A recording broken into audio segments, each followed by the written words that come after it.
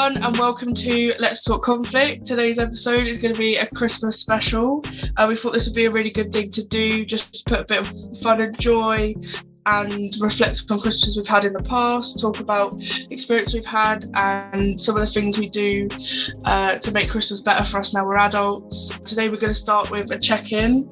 So if you were a Christmas tree, what would you look like?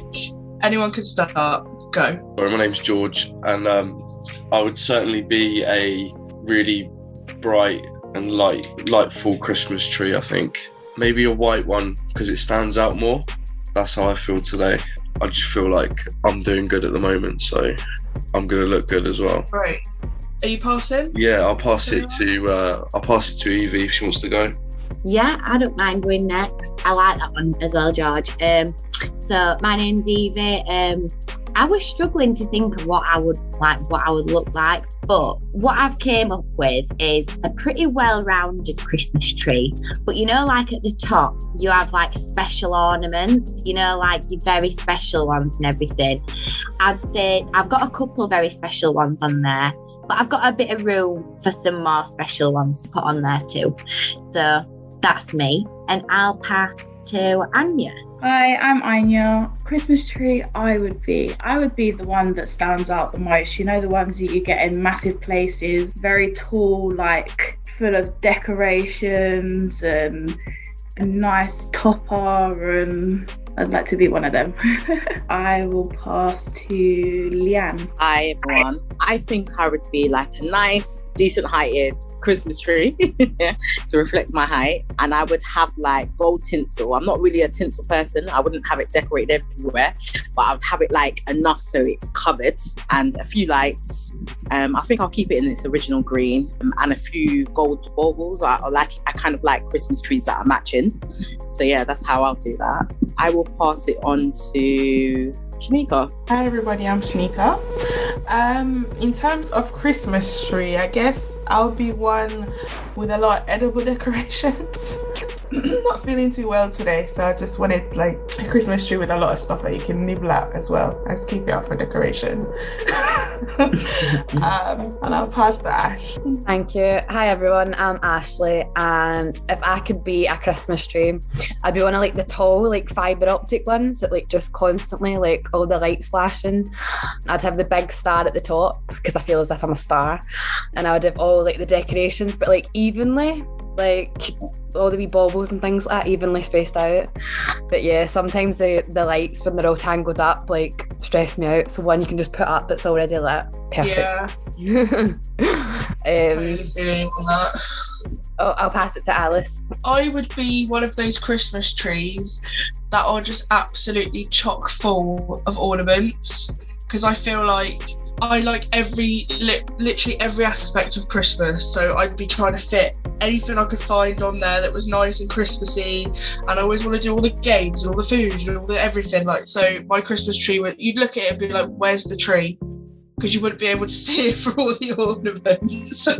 So yeah, that would be me.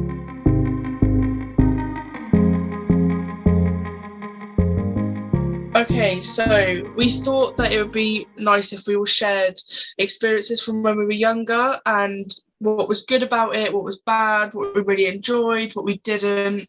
So for me, if I look back at my experience of Christmas, when I was quite young, like before 10, I felt they were great, because that's kind of the age where if there are issues, you're not really clued into them, you don't really know.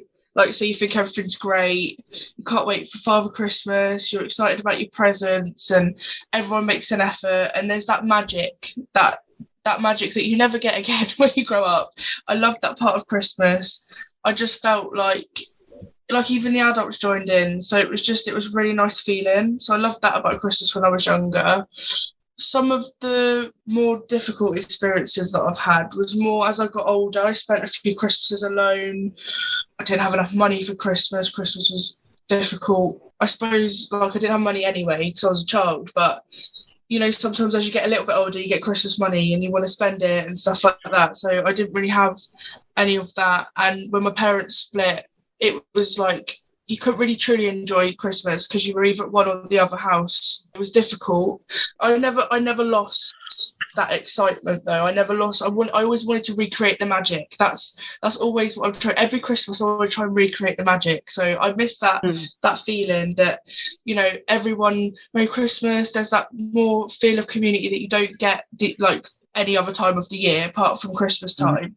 So yeah, that's my experience of Christmas. I can definitely relate, obviously because I'm your brother, but also that like it is them probably being physically around other people that really sort of brings that in, that feeling of community again. I guess it's hard to get that on your own, but I mean certainly doing things that you would enjoy or that you would do with them other people.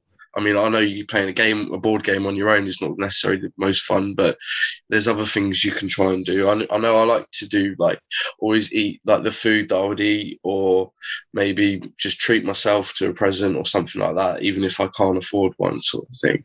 Yeah, I would say like when I was younger, it was good because all I thought about, like Alice said, was like the presents and then the food and then this. It was just a great day, but then when you do grow up and you do sort of like lose that, you kind of realise what it could be, and you don't want to sort of lose that.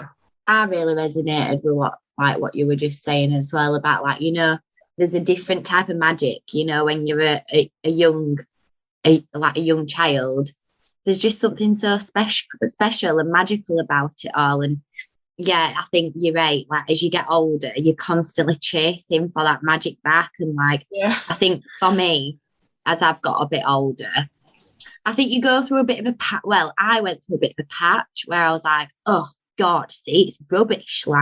It's just for children. And then I think I kind of switched my mindset, and I was like, well, if I want it to be magical and special, like, I've got to kind of make it magical and special. Yeah. So what makes it magical and special to me, you know? And I think you have to kind of go through the bad to realise what you like so much about the good, because you can just take it for granted. Like, I feel really lucky that when I was younger, all my memories, I had great Christmases. I remember being with my cousins and like just playing. Like, that's not obviously the presents were amazing, and like I loved that part, and I felt I feel like I was very spoiled, and so were my cousins. But like, we all was together. Like, Christmas was a time where we were always together, you know. We'd play games together, like we'd eat together, we'd just spend, like, we'd all watch the same thing, like we'd just spend that extra bit of time together. And I think especially through like lockdown and through everything that's been going on, everyone's kind of realised that you kind of take that for granted, you know what I mean? Yeah. And I just feel very lucky to be able to be with my family at Christmas. Like, that's the biggest thing for me now. Like, once upon a time, yes, it was the presents, but now it's like the people who I spend it with that make it so special to me. And it's like all as well, like with friends and stuff like that, you know, you have to fill that time like in a positive way. So go out with like your good friends and do like nice festive things together, make Christmas cards instead of buying them, you know, like little things like that. It's like you kind of have to change your approach when you get older, I think, a little bit. I blame whoever told us Santa isn't real. Yeah, right. What are we talking about? I thought it was still. I definitely became Miss Christmas as I grew up, because like I do feel that, not in the sense of magic as in something happening physically impossible and you can't explain it. Well, it is kind of like that, but with Christmas, I feel like children accept Christmas, right? Because anything's possible when you're a child. But I feel like the adults that facilitate Christmas and that, you know, they would go out of their way to wish people Merry Christmas that they would never really talk to, you know, like walking down the street, Merry Christmas, you leave a shop, Merry Christmas. That is kind of magic, because people become like more charitable around Christmas, and that feeling is the magic, really. Do you know what I mean? Yeah. But the joy. I get what you're saying as well. Actually a good perspective. I haven't actually looked at it that way, like consciously thought about it that way, but yeah, that makes a lot of sense. Yeah, like no, that's definitely something I agree with. especially in terms of speaking to strangers, knowing that it can be a lonely time and that can actually really uplift them. Or just happy holidays, because we know that there's a few holidays around this time from like different religions. This might be a bit off topic, but this is like one of the reasons why I enjoy like playing sports so much, is because like you are just talking to strangers, or you do get to know people, and you are like meeting people constantly on a personal level. So I feel like Christmas can be like that. Obviously, it depends who you're around, but it's a really, really like special thing, I think.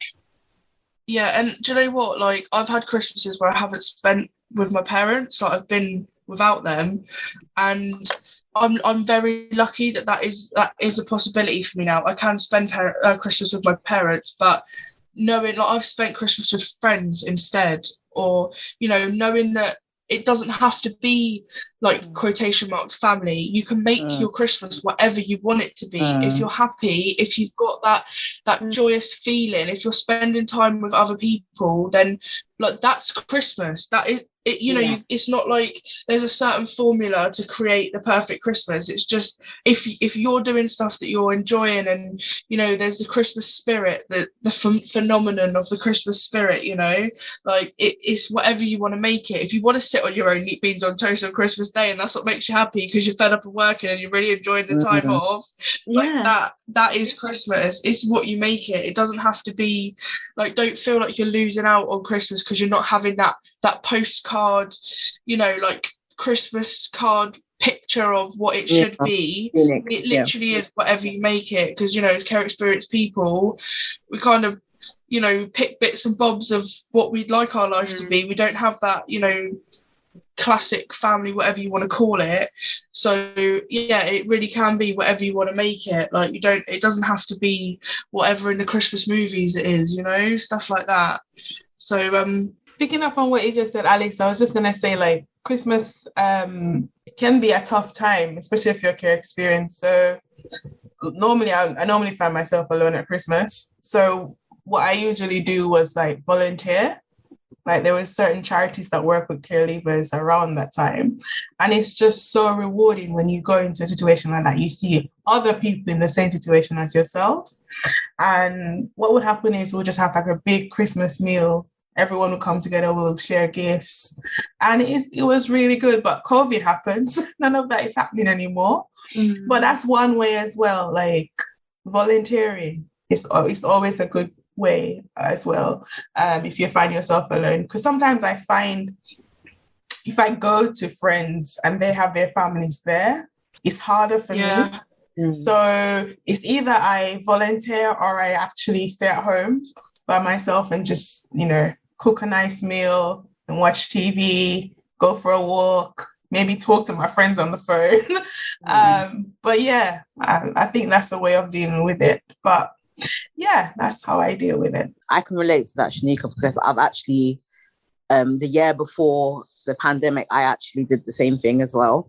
I got a bit tired of like what was going on related to Christmas, and I went with me and another sister and volunteered as well. And it was nice to see other people, care experienced people, actually relating to the same like situation of like being alone on Christmas, or not solely being alone. Some people like probably don't have like somewhere to go to have like a decent Christmas or really enjoy their Christmas. So it was really nice. I think that was one of the best Christmas in my adult lives having, and it was with other people as well. So it was really nice. It was a really nice bonding experience, and getting to know strangers that actually, had something even more relatable, because I always thought like, I didn't always think I was alone in terms of like, like the pressure of like finding something to do on Christmas, or like, be or feel a certain way, as Alice picked up on. But it really just hit home. It's like who you're around. Sometimes it's your surroundings.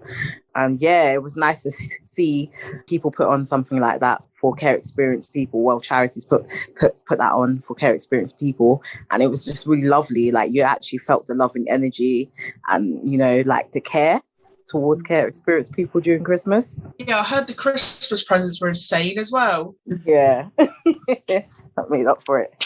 I was just going to ask Leanne, what were this like signposted charities? Because it might be really useful for the listeners to hear. Well, there was one in Richmond Day Christmas that was open to people in that borough and like neighbouring boroughs. So that was one that I attended, and I know there's a few others in London that I can't recall off the top of my head, to be honest. That's all right. We'll post it with the podcast on the social media channels when we've released it. I'll jump in. I think for me, it's quite similar to what others have already said. It's like when you're younger, it's like Santa, and you put out the cookies and the milk the night before, and then like you hardly sleep and you get up too early, you get shouted at because you're up and it's still dark type thing. You're back to your bed. Oh yeah. Do you know what I mean? And then it's like when you grow older and it's like people like pass away and things like that, and like cousins aren't as close. Yeah. And there's not like in my family, there was like the Christmas day spent it with like the grandparents and all the cousins, and it's like when you grow older, like that gets less and less and less.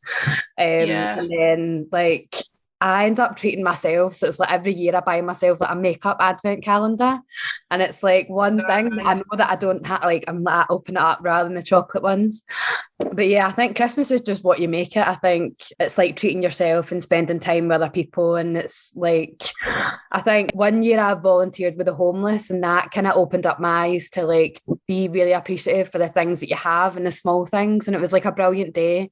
I was like a waitress going in giving everybody their food and things like that, and there was like a person doing their hair and everything, and that really made me like open my eyes that like it's the small things that matter. So like, I gave up that one day, and it was like the people that there were like so like grateful and things like that. And then there was even people like who were like buying like hotels for the night for the people so they weren't sleeping out in the streets, and I was just like that's like amazing. But there's always like wee things that I do every year. I always watch like the same Christmas films, or like I read the same book, and it's just like they're the wee things type thing, and I'm like, oh, it's Christmas, like it's just a wee tradition thing I've got for myself. But yeah, it changes when you get older. I think it's not so much about the presents and the money, because it can be stressful buying people things and you're like, are they going to like it, are they not going to like it? It's about like who you have and like the memories that you do make when you get older. I think it kind of changes. So yeah 100%. I completely agree with you. 100%. I don't look forward to the presents that I get now. I look forward to the smiles on people's faces from like presents I give, all the experiences that I help bring. Like I'll, make a really nice roast dinner. When I was living in the tower, it was a college accommodation, and I organised like a Christmas dinner for. It turned out to be like 13 people. Luckily, we had 3 ovens on our floor, so it worked really quite well. But we had such a good time. We all chipped in like £20 each, and we ended up having like everything we could think of, like crackers, a little bit of Bucks Fizz. Like it was so good. It was really good. So yeah, it is. And that was a family with friends, like that, a Christmas with friends, not family. So yeah, it really is just helping make other people's Christmases nice for me now. Now that we're adults, I was going to ask, so how does our Christmases differ, and then what do we do to actively make the Christmases that we have better than the worst ones we had as children? So like what things did we take with us, and what things do we do now to make sure that our experiences are the best they can be? For me, what I've taken away from Christmas is just having the fun aspect around. For me, one thing that I actually took with me is just not being around, how do I put it in a nice way?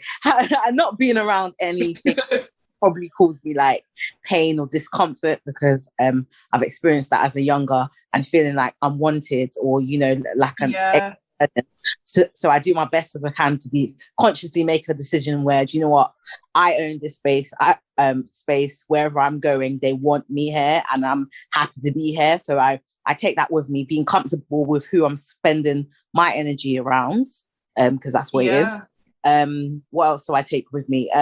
Not too much pressure being in the kitchen. Like I don't have to have the longest meal, and like where you got to defrost like 2 days before, like season it 2 days before, and like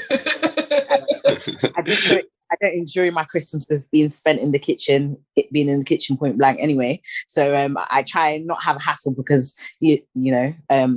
but I definitely sure everyone does their bit when I'm around. I help chip in as much as I can. And yeah, just laughter. That's what I took, like eating the good food that I missed on Christmas and stuff. But yeah, I've definitely taken that, like space, energy, good energy, and good food, and not too long in the kitchen. I said there was no formula to Christmas, but I think Leanne's just cracked it. I really do. That is the formula to the greatest Christmas. I was just going to say, like, what's different now when we're adults is probably that, like, well, I'm certainly going to be doing all the cooking and everything like that. But when we was kids, we would just play. You know, Yeah. it's great. Yeah. You just play. You have to worry. You just turn up. The food's there, nice. You know. Yeah. Now it does take a lot more effort, but no, it's I'd say when I'm an adult now, when I'm an adult now. But I think now, because I've played sport intensely for a long time, and now I'm not playing so much now. So I think what I used to do, I always used to have a really long break over Christmas and just not sort of exercise and just eat loads and then just come out in January like really big. But I think like this time around, I'm still going to eat loads, but I am going to continue to exercise and I think be a lot more active, because I've found that it's good to like rest and slump and do all this, but now I'm an adult, I need to get the blood moving to get going, if you know what I mean. So I think for me to feel better about eating, but also to feel better about like my body as well, to keep moving, I think that'll be something I'm definitely doing this Christmas. I think I'll get the same amount of shower gel, so that'll be all right this Christmas. You can't really avoid the shower gel, can you? And the socks. But they're always welcome, aren't they? They're always welcome. I was gonna say, don't act like you don't love cooking, George. No. I love it. I love like the cooking because I know the food's gonna be great. But Yeah. I'm saying I'm definitely gonna be a lot more active this Christmas than before, because it's important. Well, it's always good for the mental health, isn't it? And everything in moderation. Yeah. Me and George in the kitchen are a bit of a dream team, to be fair. We love cooking. Yeah, it's our time to shine, isn't it? Yeah. I was gonna say, like, for me as an adult, I have to kind of rein myself in a little bit, because like I've said before, I'm always searching for that magic, for that perfect environment, for everything, like every I dotted, every T crossed, everything that could be possibly thought of, I've thought of it. But I've had times as an adult where I've tried so desperately to make Christmas how I think it should be, but no one else wants to participate. So I've got proper bar humbugs in the room. Yeah. Do you know what I mean? Like, and I'm like, this is not how I want Christmas, or people that I wanted to come ended up not being able to. And I realised that, because when I was younger, I had no control over Christmas. It was a great time in my life, but there were some Christmases as I got older and was in care that were awful and lonely and boring. And I watched everyone having fun with their, Facebook pictures of their family on, and I like literally one's not even in the country and the other one's, crying. Do you know what I mean? So yeah, I've had some bad Christmases. So as I got older, I kind of got a little bit power hungry with right, I'm in control now. This is my life. I can have Christmas exactly how I want it. Everyone will play their part. Like a little bit of like too much Christmas, right? So I'm now I still very much organise Christmas. Like this year, we're going away to like this beautiful cottage that looks like something out of a movie. And I've saved up like everything I can since July to make sure that we've got enough money for food and all that kind of thing. And but now, like, I'm kind of relaxing a little bit, because I've found that if I build it up in my head too much of how I want it to be, if it's not how I want it to be, I've like written it off. Right, that's a bad Christmas. Right, on to the next one. But I need to enjoy. Like, not everyone wants to play games. Not everyone wants to be, oh my God, it's Christmas, like me, like Christmas crazy. So I need to realise that Christmas isn't just about me, it's about everyone. And if everyone is happy in that space, then it's a good Christmas, right? So, Agreed. like, yeah, when I was younger, I was oblivious. I took no part in Christmas apart from opening the presents and enjoying the food and watching the films. Like, that was it. But now I've realised that it's more about facilitating a space in which everyone can enjoy their own Christmas, and it be like, I need to let it go a little bit and not build myself up too much. But yeah, like, I do still have a lot of fun planning Christmases and planning the food and cooking the food, because for me, like, even the planning of the food and the cooking and doing it with my brother and my cousins who are going to be there, like, that's nice for me. I don't need presents. It's more about just having that time with people. Like we said, it's not really about the presents for us once you get an adult, you know. But yeah, definitely it's more about taking stock of things that you can be grateful for. And it might not be, you know, I don't have a lot to be grateful for, but what I do have, I am grateful for, you know. Yeah. So that's how my Christmas differs. Like, I was kind of a participant, where now I'm more of a facilitator of Christmas. But I like that as well, because in the Christmases where I didn't have, I don't want to say power, but like maybe the agency over my experience that I do now, I very much enjoy the fact that I can organise my Christmas and have an effect on how I experience Christmas where I didn't when I was younger. So yeah, that's what I do now. I've also found my balance, because when I first become an adult and I was like, right, I've got money now, I can do this, I can do that, it was too much. I'll just jump in quickly. I think as an adult, I think Christmas is just what you make it. It doesn't really matter if you're surrounded by a whole family of people or you're surrounded by just yourself. I think it's what you do. It's the small things. Because there's loads of people out there that are like working, or like they just don't have the time, and it's just how you make it. And I think it's run about like Christmas and New Year is like family time, but it's like friends time, but it's also like you time. It's like taking time to like appreciate like what you've done that year, like what do you want again in the next year, like. And it's like, for me, it's like set to be like small goals, and it doesn't matter if you're eating Christmas dinner yourself or you've ordered a takeaway or you're going out for a meal. Like, it's just like, I always like to take time and appreciate like what have I done, but maybe that wasn't too good, or maybe that was good, so I'll take that the next year. And then it's like set myself like New Year's resolutions, like what am I going to do next year? And it's like, I'm not getting any younger, so it's like I've got all these goals that I want to do. It's just taking that time out. And of course, like when you're younger, you don't go out, you don't drink, but then when you get older, it's like you go out and meet pals, about a few drinks, like go out in the Boxing Day sales. Like, I love my shopping right enough. I do like the Christmas sales, and January sales are even better than that. But yeah, it's the small things I think I really appreciate at Christmas. I like what you said. It's a bit of it's you time as well as you know, family and friends. I really like that. I was thinking about that, like, because I was just thinking about like what's one thing that like I do and that I carry, that's like kind of a tradition for me.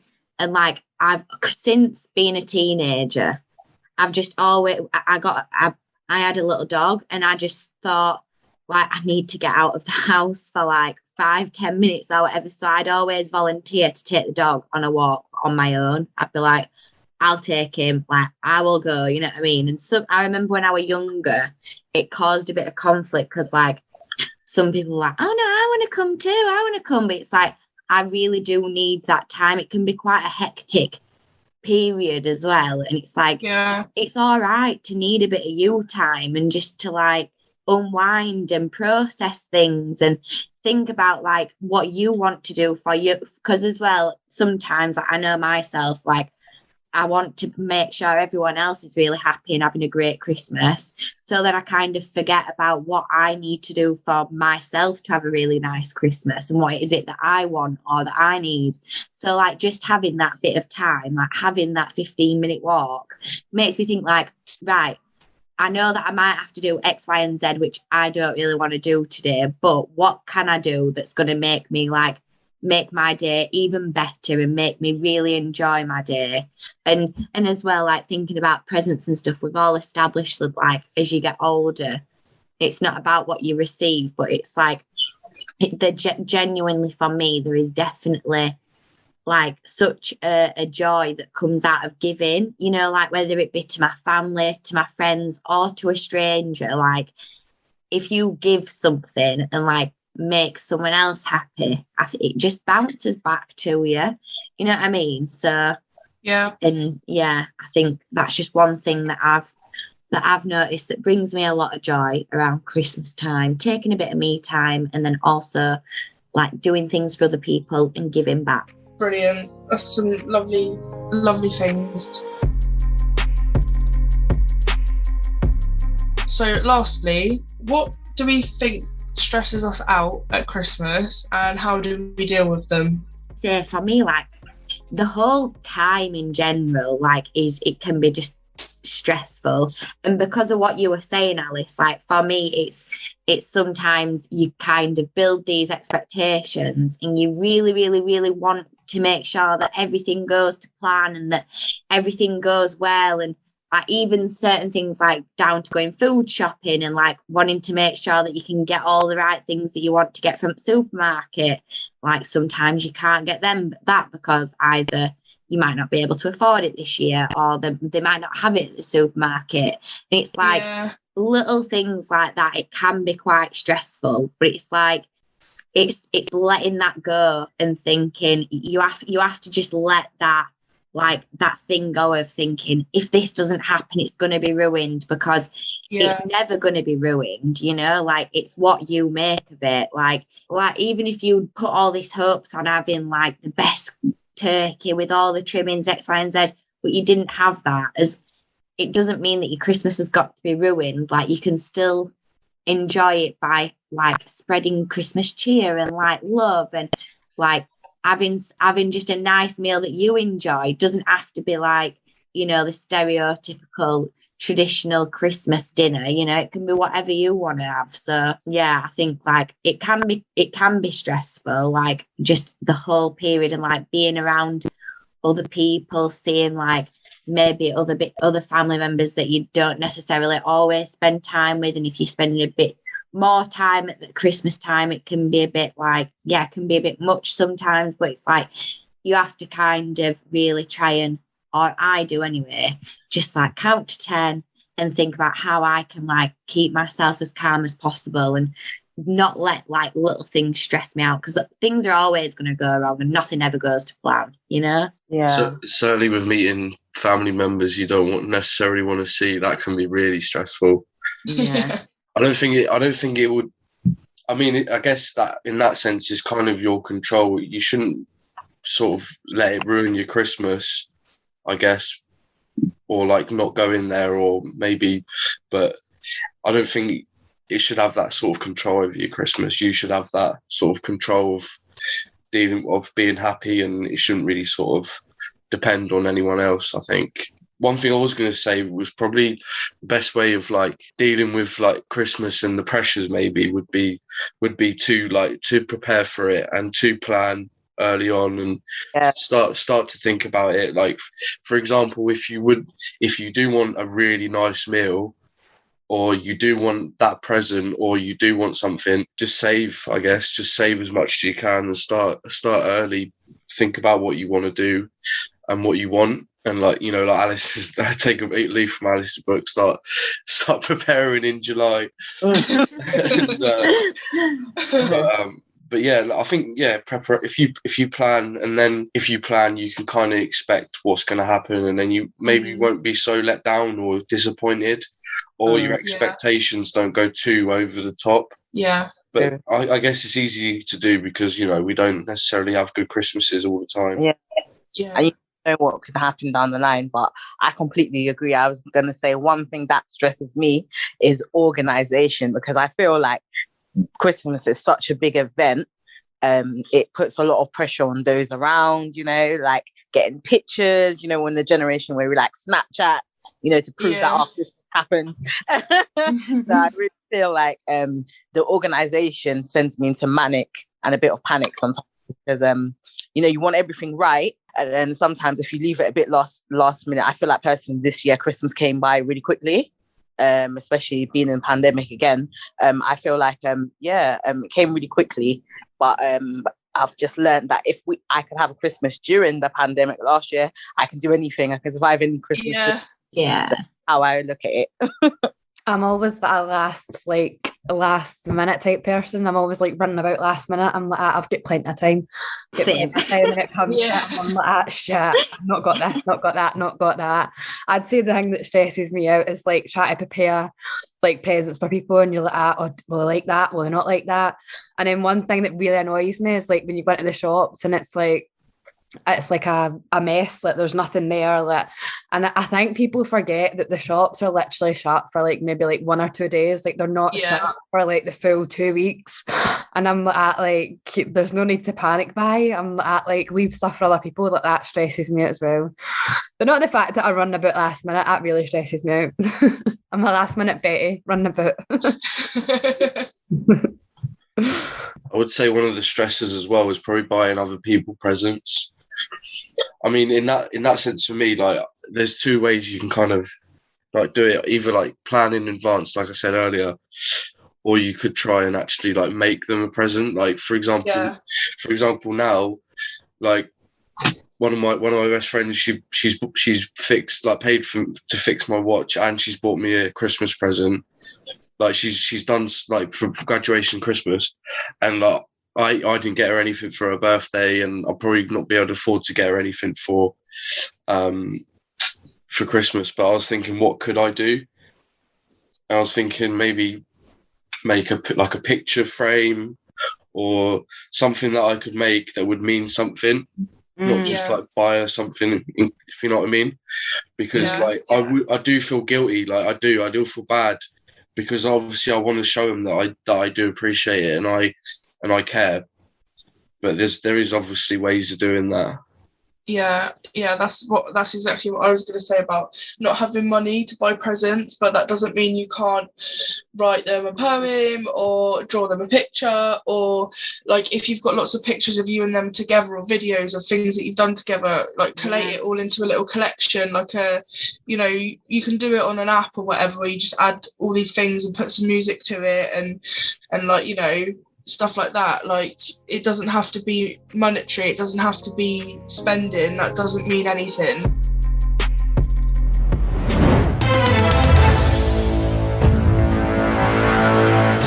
This is our Christmas quiz. Question number 1 is, which country started the tradition of putting up a Christmas tree? Germany. You're right, Alice. It was Germany. Wow. How do you know? I know why as well, but I won't go into that. We haven't got time. The second question, how many ghosts showed up in A Christmas Carol? I'll just go with 20. 3. It's 4. Oh no. So it's the former business partner, Jacob Marley, and the Spirits of Christmas, which is Christmas past, present and future. So it's 4 ghosts. In Home Alone, where are the McAllisters going on holiday when they leave Kevin behind? France, wasn't it? It ain't New York, is it? Oh, it's Florida, is it? Florida. No. San Francisco. I have no clue. This is my favourite. I don't know this. Sweden or something. Yeah. It's Paris. Oh. I was close enough. Yeah, France, yeah. Yeah. I did say Didn't Paris, say it, but though. I don't think you heard. In which country did eggnog originate? Sweden. No. Eggnog. Is it America? No. This one threw me off. Iceland. Really? Eggnog. Russia. No. You was cold with that one, Evie. Was it Ireland? Nope. Australia. Scotland. You was warmer with that one, Anya. You was warmer. Scotland? Iceland.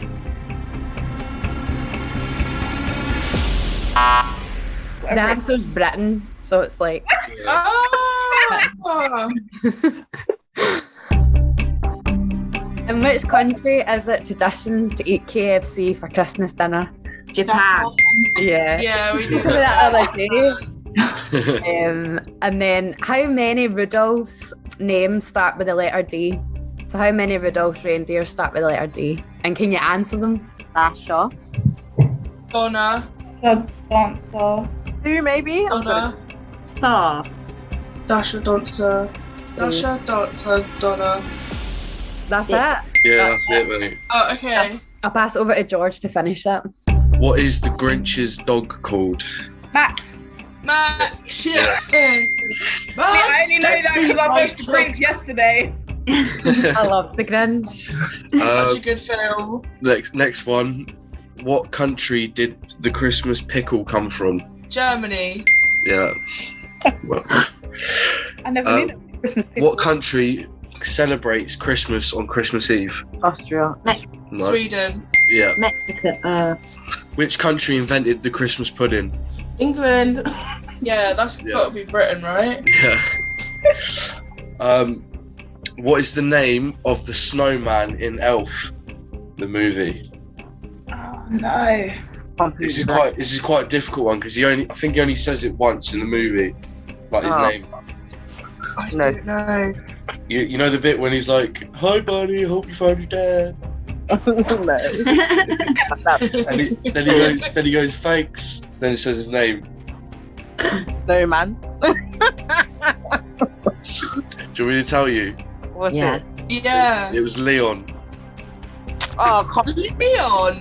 What a Leon, weird yeah. name. Last one here, and it's got a bonus question, Go on then. bonus point. When did Christmas jumpers become a cultural thing? And you get a bonus point if you can tell me where it started. Like 2000. No, a bit before that. America. No, it wasn't in America either. 1980s. Yeah, it was 1980s. Yeah. Do you know where? I was gonna say UK. Like freezing here, innit? So need them. Yeah. It's not going to be California, is it? You learn something new every day. Okay, so we've come to the end of our little quiz. I hope you guys enjoyed our podcast, and we thank you all for listening, and we hope you have a really lovely Christmas, whatever it is you are doing. Woo! Thanks, guys. Bye-bye. Thank you. Bye. Merry Christmas.